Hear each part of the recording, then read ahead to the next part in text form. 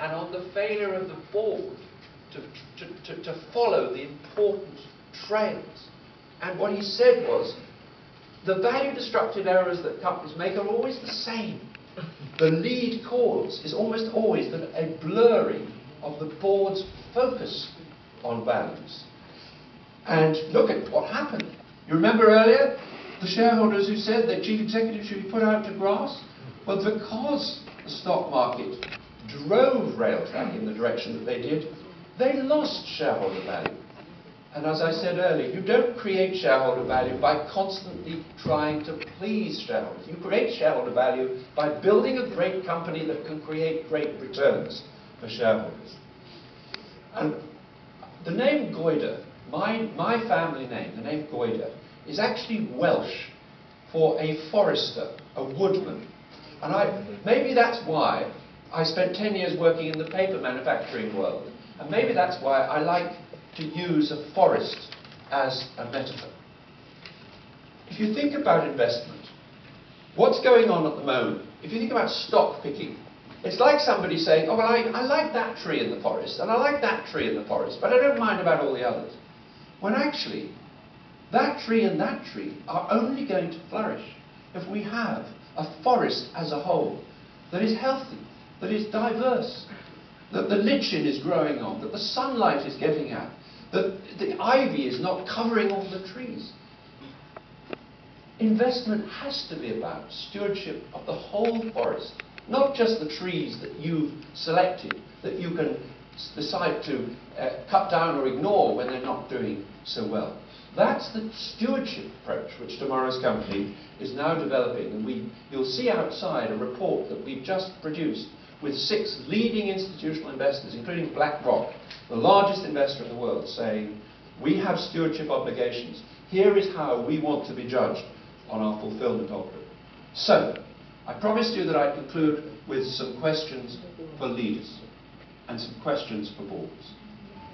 And this is something, if you're the CSR manager, this is as relevant to you, because I would say to you, you cannot be effective as the CSR leader or the sustainability vice president if your business doesn't have a statement of purpose that has indeed gone some way towards redefining success around the real needs of real human beings.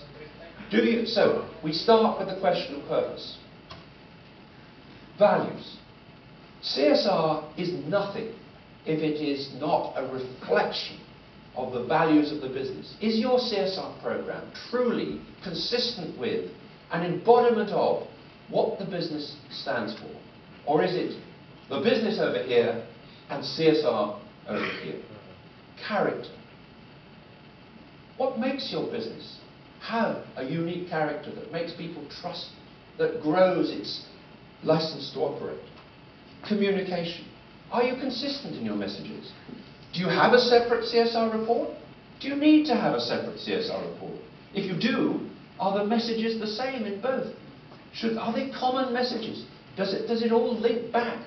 I talk about the spine and the vertebrae, that there should be a part of your reporting which is like the spine in a human being's body, which is the core values are there throughout. You may have the expression of them in a particular vertebrae, which is about your impact on your local community or your remuneration policy, but the core values, the central nervous system, should be informing the same behaviours, the same communications. Challenge. What was wrong with Enron and Railtrack was that nobody dared challenge the management. Have you got a business in which it's okay to say to the chief executive, I'm sorry, but this doesn't add up? Measurement. Measurement is vital. But do we measure more than just the financial results? Do we measure behaviours? Do we actually encourage people, by the way we pay them, to behave well as to behave efficiently? And the questions for boards. Do you see yourself as stewards of the assets and values of the company? What is your mandate from your investors? And what you'll see outside, tomorrow's company has developed the concept of the board mandate, a process whereby the board actually sits down and says, this is what we believe is the mandate we've got from our investors. And what good boards do is they don't simply follow what the investors say. I don't know if you remember in the history books, but in the French Revolution, there was supposed to be that leader in the French Revolution who looked from a balcony and said, "Those are my people rioting in the streets. I'm their leader. I must go and follow them."